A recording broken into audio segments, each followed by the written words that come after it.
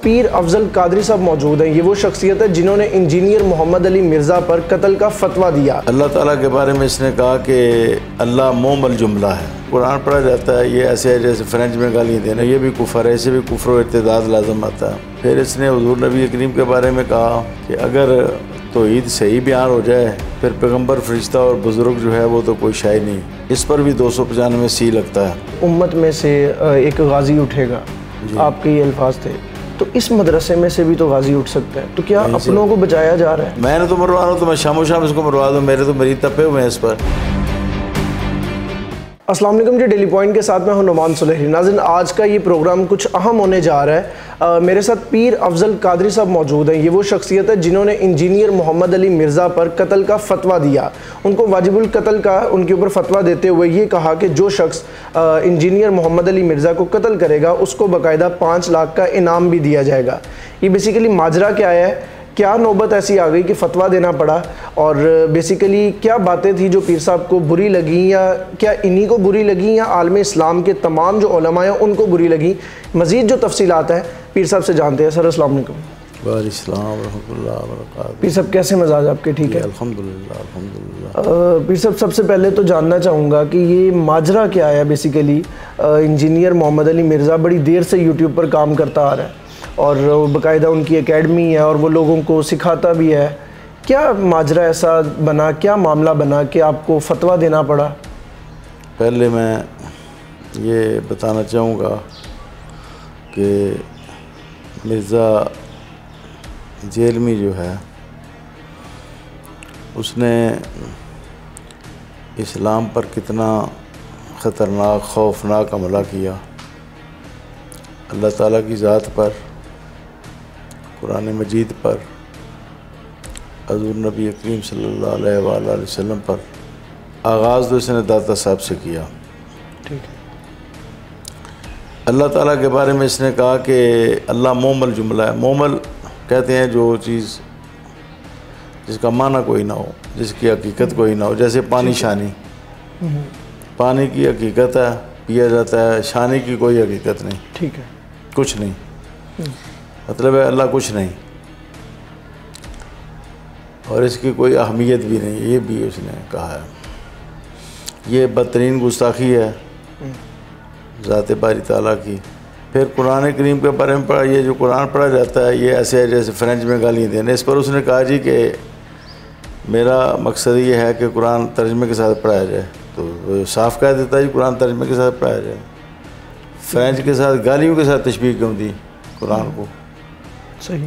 قرآن کے ترجمے کے علاوہ جس مصحف میں قرآن لکھا ہوا ہے اس کی زیارت کرنا بھی ثواب ہے، اس کو سننا بھی ثواب ہے، اس کو پڑھنا بھی ثواب ہے. حدیثوں سے ثابت ہے، صحیح حدیثوں سے.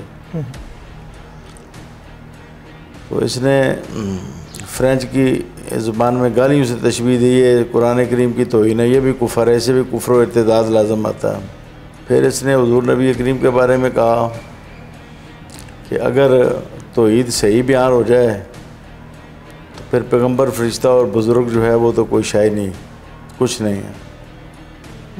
توحید کا یہ تو نہیں ہے انداز بیان کرنے کا کہ وہ توحید بیان ہو تو پیغمبر کی بھی نفی ہو جائے، فرشتے کی بھی نفی ہو جائے. پیغمبر کو پیغمبر ماننا جو ہے یہ اہم عقیدہ اسلام کا، پہلے ادیان کا بھی. کافر کہا گیا جو پیغمبر کو پیغمبر نہ مانے، نفی کرے پیغمبری کی. فرشتے کی جو نفی کرے وہ بھی کافر ہے.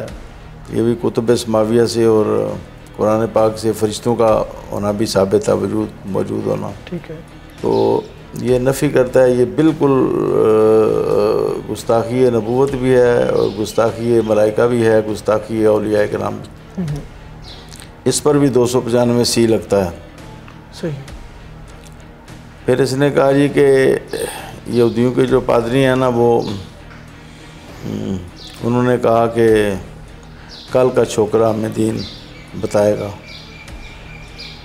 کل کا چھوکرا جو ہے، کل کا جو ہے نا یہ تحقیر کا لفظ ہے. جیسے کوئی کہے جی نعمان صاحب جو ہیں ابھی کل کے صحافی ہیں، میں تو جدی پوچھتی ہوں جی.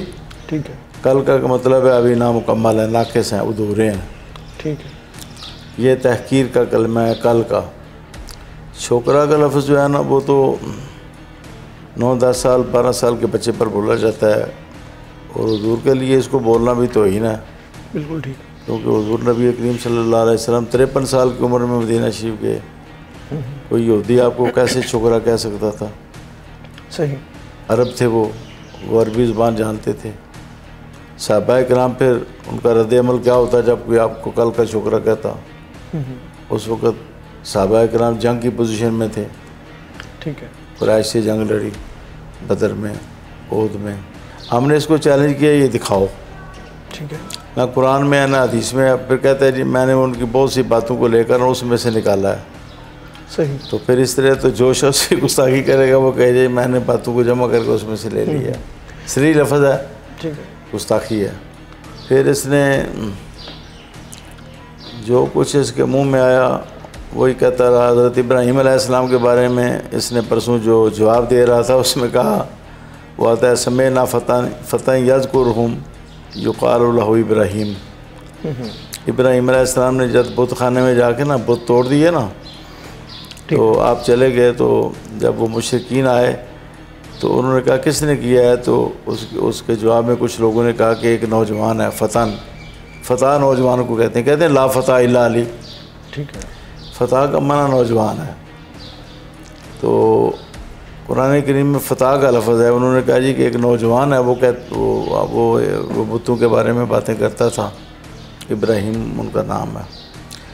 اس نے اس کا معنی بھی کل کا چھوکرا کیا. یہ تو ابھی یہود نے نہیں کیا، اس نے خود ترجمہ کیا ہے صحیح، قرآن کریم کے لفظ کا. یعنی مطلب ہے بدتمیز آدمی ہے، گستاخ ہے، منہ پھٹا ہے، اور یہ واجب القتل ہو چکا ہے. فتویٰ میں نے قتل کا نہیں دیا، واجب القتل کا دیا. اب واجب القتل کو سمجھنے کی ضرورت ہے. بالکل ٹھیک ہے. 2 آپشن ہیں. ایک آپشن تو یہ ہے کہ حکومت خود قتل کرے، جیسے حضور نبی کریم نے صلی اللہ علیہ وآلہ وسلم نے ابن قتل کے بارے میں فرمایا کہ جہاں کہیں ملے اس کو قتل کر دو. گستاخ تھا. فتح مکہ کے موقع پر سب کو معاف کر دیا، لیکن گستاخوں کو آپ نے فرمایا ان کو سزا ہونی چاہیے. اس کی عورتوں کو نہیں قتل کیا جاتا ہے اسلام میں، لیکن اس کی 2 باندیوں کو قتل کیا گیا. میں نے یہ نہیں کہا اس کو قتل کیا جائے، ایسے کوئی الفاظ نہیں ہے اس کو قتل کر دیا جائے. میں نے یہ کہا کہ حکومت اس کو قتل کرے اپنے طریقوں سے، عدالت میں لے جا کر تو مشکل ہے، عدالت میں لے جا کر قتل کرا دے، صاحب معدلوا دے. اور اگر مشکل ہے عدالت میں تو پھر ہماری ایجنسیاں اس کو جیسے ڈاکوؤں کو مارا جاتا ہے، دہشت گردوں کو، اس طرح اس شخص کو مار دیا جائے. ٹھیک ہے. تو دوسرا یہ ہے کہ اللہ غازی پیدا کرے گا. میں نے یہ کہا کہ اللہ غازی پیدا کرے گا. اب میں نے کب کہا ہے کہ میں 5 لاکھ دوں گا؟ میں نے کہا کہ اللہ غازی پیدا کرے گا. جب اللہ غازی پیدا کرے گا خود غازی پیدا ہو جائے گا میرے کہنے کے بغیر. میں نے تو مروانا ہوں تو میں شام و شام اس کو مروا دوں. میرے تو مریض تپے ہوئے ہیں اس پر. میں اشارہ دوں تو ابھی یہ میرے بچے جو ہیں شام و شام اس کو نشانہ بنائیں، ختم کر دیں اس کو. میں نے تو لوگوں کو کہا ہے کہ آپ انتظار کریں، اللہ تعالیٰ غازی پیدا کرے گا کوئی. میں نے پھر یہ کہا ہے کہ اگر کوئی غازی اللہ پیدا کر دے تو میں اس کے ساتھ کھڑا ہو جاؤں گا، جیسے قائد اعظم محمد علی جناح کھڑے ہو گئے تھے. بالکل ٹھیک ہے. اور میں اس کو 5 لاکھ روپے انعام دوں گا. صحیح. یہ انعام ہے، یہ قیمت نہیں لگائی سر کی. صحیح ہو گیا. اس کے سر کی تو قیمت ہے ہی کوئی نہیں. گستاخ رسول کی قیمت کیا ہوتی ہے؟ اس کے سر کی تو قیمت ہی کوئی نہیں. صحیح ہو. ایک بال کے برابر بھی اس کی قیمت نہیں ہے، اس کے پورے وجود کی، اس کے پلید وجود کی. یعنی جو 5 لاکھ ہے وہ انعام کے طور پہ آپ دیں. وہ جو غازی اٹھے گا، جس کو اللہ اٹھائے گا، جس کو اللہ اٹھائے گا. بالکل ٹھیک ہے. جو بھی ہوگا. میں نے غازی ممتاز صاحب کے بھی کاروباروں کی خدمت کی ہے، سب سے پہلے جا کے والدین کی ہے، ان کے چھوٹے بچے کی ہے، اہلیہ کی. میں نے غازی احمد چیمہ صاحب کے بھی کافی پیسہ خرچ کیا ہے وہاں پر. ہاں جی. اور بھی جو غازی مجھے پتہ چلتا ہے میں اس کی خدمت اس لیے کہ وہ رسول کریم کا بدلہ لیتے ہیں نا.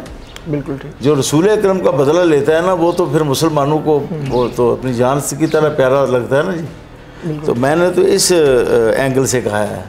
لیکن ہمارے سیافی برادران نے اس کو غلط رنگ دے دیا کہ میں نے اس کو قتل کرنے کا فتویٰ دے دیا ہے. میں نے تو کہا کہ اگر اللہ غازی پیدا کرے گا تو میں اس کا ساتھ دوں گا. پھر سب کوئی آپ کی باتوں سے انفلوئنس ہو جاتا ہے جی، جلال میں آ جاتا ہے اور یہ قدم اٹھا لیتا ہے، ذمہ داری قبول کریں گے؟ بالکل اس کا ساتھ دیں گے. کس نے درست کیا یہ ذمہ داری کریں گے قبول.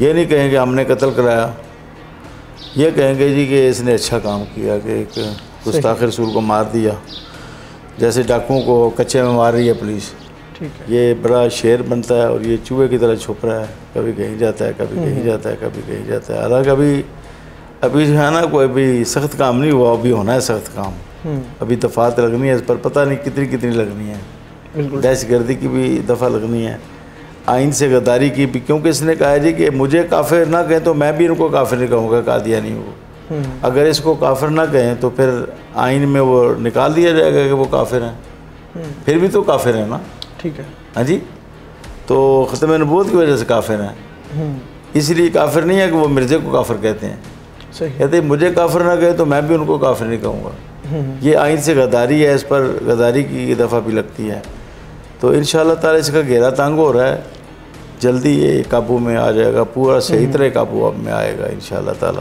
پھر صاحب میں چاہوں گا کہ اس پر بھی روشنی ڈالیں کہ جہاں تک میرا ناقص علم ہے کہ ہمیں بچپن سے یہ ایک درس دیا جاتا ہے کہ بیٹا لکم دینکم ولی دین، اور یہ فرقے واریت میں بھی ہمیں یہی سکھایا جاتا ہے کہ ان کا دین ان کے ساتھ، آپ کا آپ کے ساتھ، تو اگر اس چیز کو سامنے رکھتے ہوئے ہم کسی کو کافر کہیں یا کسی کے ایمان پر بات کریں تو یہ کس طرح سے اس چیز کو دیکھتے ہیں؟ دیکھیں گستاخی رسول جو ہے نا یہ تو کبھی بھی برداشت نہیں کیجیے، لکم دینکم والے زمانے میں جب یہ آیتیں نازل ہو رہی تھی نا اس وقت بھی یہ تھا ملعونین اینما ثقفوا اخذوا وقتلوا تقتیلا، یہ احزاب کی آیت نمبر 61 ہے، 61، فرمایا کہ یہ نبی پاک کو صلی اللہ علیہ وآلہ وسلم کو ایذا پہنچانے والے لعنتی ہیں، ملعونین، اینما ثقفوا اخذوا، جہاں بھی پائے جائیں پکڑ لیے جائیں، وقتلوا تقتیلا، اور ان کو گن گن کر قتل کیا جائے۔ بابا جی خادم صاحب کو نہیں چھوڑا، اور کئیوں کو نہیں چھوڑا، دعوت اسلامی والوں کو نہیں چھوڑا، اس نے وہ گالیاں دیں، وہ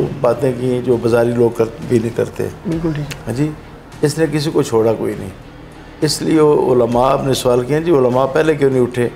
اب چونکہ ایک بندہ اٹھ کھڑا ہوا ہے، اب سارے انشاءاللہ انجن کے پیچھے سارے ڈبے آ جائیں گے، سب ہمیں فون کر رہے ہیں کہ ہم آپ کے ساتھ ہیں، اب عید کے بعد دیکھتے ہیں اس کی گرفتاری نہیں ہوتی یا اس پر دفعات جو ہم نے مطلوب ہیں ہماری وہ نہیں لگتی تو ہم پھر کوئی بڑا ایکشن لیں گے۔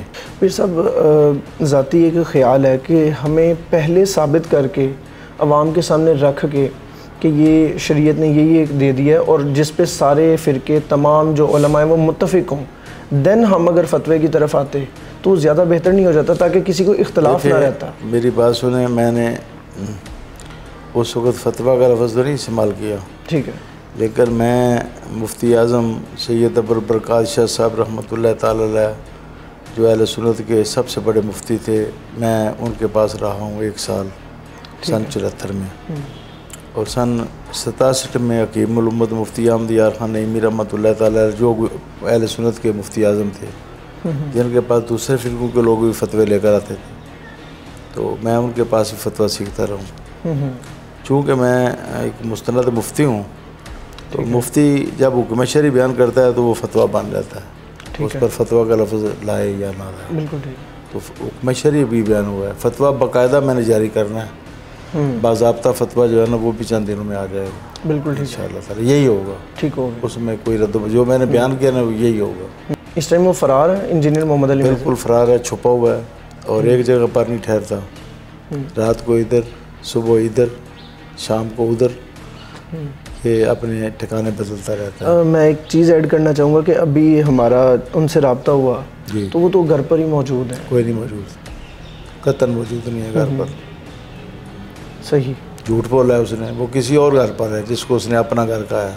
ایک آخری سوال کرنا چاہوں گا کہ ابھی آپ کا یہ جس ادارے میں ہم بیٹھے ہیں جی، یہاں پر بھی بے شمار جو بچے ہیں وہ علم حاصل کر رہے ہیں، لوگ یہ بھی تنقید کر رہے ہیں کہ امت میں سے ایک غازی اٹھے گا، آپ کے یہ الفاظ تھے، تو اس مدرسے میں سے بھی تو غازی اٹھ سکتا ہے، تو کیا اپنوں کو بچایا جا رہا ہے؟ نہیں، کہیں سے بھی اٹھ سکتا ہے، وہ غازی خود ہی اٹھنا ہے، ٹھیک ہے، میں نے کو نہیں اٹھانا، صحیح، نہ میں نے اپنے مدرسے سے اٹھانا ہے، نہ میں کسی اور مدرسے سے اٹھانا ہے۔ غازی جب بھی ہوتا ہے نا تو اللہ اس کے دل میں بات ڈالتا ہے، وہ مشورہ نہیں پھر کسی سے کرتا۔ ٹھیک ہے، مجھے نا ایک یہاں پر پولیس کے افسر ہے، کہنے لگے میں نے اس کو مار دوں، میں نے کہا نہیں، اچھا، میں نے کہا نہیں، اگر آپ نے مارنا ہوتا تو مجھ سے آپ نہ پوچھتے، آپ مارتے ہیں مجھ سے پوچھنے کے بغیر، پھر آپ غازی اسلام تھے۔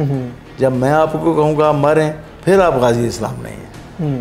ہاں جی، میرا یہ جواب تھا اس کو۔ آپ کو نہیں لگتا مفتی صاحب کہ اس سب معاملے کے بعد یہ ایک نیا فرقہ، نئی ایک سوچ کو جنم دے دے گا جو ان کے ماننے والے ہیں انجینئر محمد علی مرزا کے؟ یہ ہم علمی طور پر بھی ان باتوں کا احتساب کر رہے ہیں اور قوم کو ہم صحیح علم بھی دے رہے ہیں.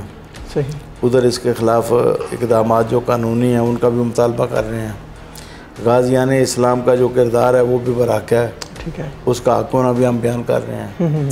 ان سارے کاموں باتوں پر ہم کام کر رہے ہیں. ٹھیک ہو گیا مفتی صاحب. وقت ٹھیک ہو گیا مفتی صاحب، بہت شکریہ آپ کے ٹائم کا. ناظرین، یہ جو معاملہ جو بھی ہے مفتی صاحب کی زبانی آپ نے سنا.